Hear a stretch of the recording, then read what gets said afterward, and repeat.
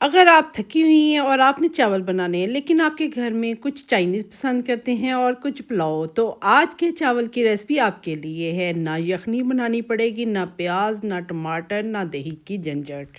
लेकिन जब इसको बनाएंगे इतने जायकेदार कि सब इसकी तारीफ किए बगैर नहीं रहेंगे और आपकी सारी थकावट ख़त्म हो जाएगी। बिस्मिल्लाहिर्रहमानिर्रहीम।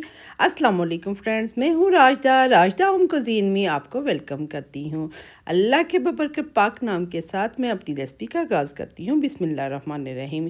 ये मैंने एक कढ़ाई ले ली है और इसमें मैं ऑयल डाल रही हूँ। ये चावल की रेसिपी इतनी जायकेदार और इतनी मज़ेदार और इतनी ईजी है कि 15 मिनट में आप इनको बना सकते हैं। अचानक आपके घर में मेहमान आ गए हैं, आप थकी हुई हैं, तो ये चावल की रेसिपी ज़रूर बनाइएगा और इतनी मज़ेदार है कि ना इसके साथ कोई रायता ना ही कटलेट्स की ज़रूरत पड़ेगी।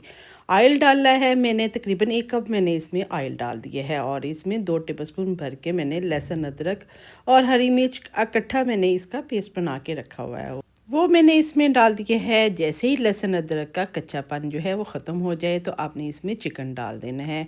मैं इसमें बोनलेस चिकन जो है वो तकरीबन आधा किलो से थोड़ा सा ऊपर है, छोटी छोटी बोटी कर दी है, वो मैं इसमें डाल रही हूँ।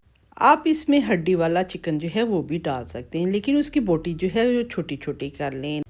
चिकन का जब कच्चापन ख़त्म हो जाएगा और वाइट ऐसा होना शुरू हो जाएगा तो इसमें 4 से 5 टेबलस्पून भर के मैंने हरी मिर्च जो है बारीक बारीक चॉप की हुई है वो मैंने इसमें डाल दी है और इसके साथ तकरीबन 2 कप मैं इसमें मटर डाल रही हूँ। ये मटर जो है मेरे फ्रोज़न मटर हैं और जिस तरीके से मैं इनको फ्रीज़ करती हूँ आप साल बाद भी निकालेंगे, ना इनका कलर ख़राब होगा ना ही इसका टेस्ट। ये मैंने इसमें डाल दिए।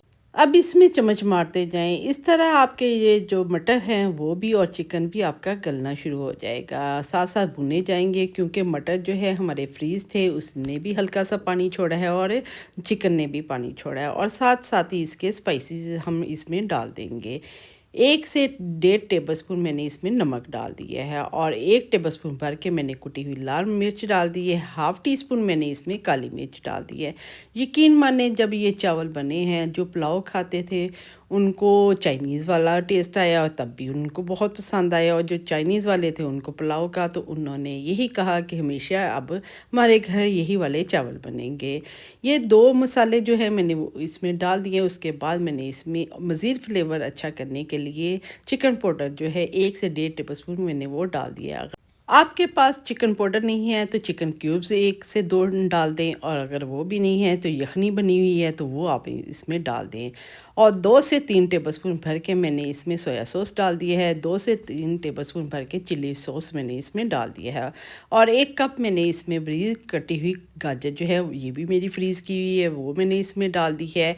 और 2 कप मैंने भर के बंद गोभी जो है बारीक कटिंग करके वो इसमें डाल दी है। 1 कप भर के फ्रीज़ की हुई शिमला मिर्च है, ये मैंने रमज़ान में सारी चीज़ें फ्रीज़ की थी और ये मेरी पड़ी हुई हैं।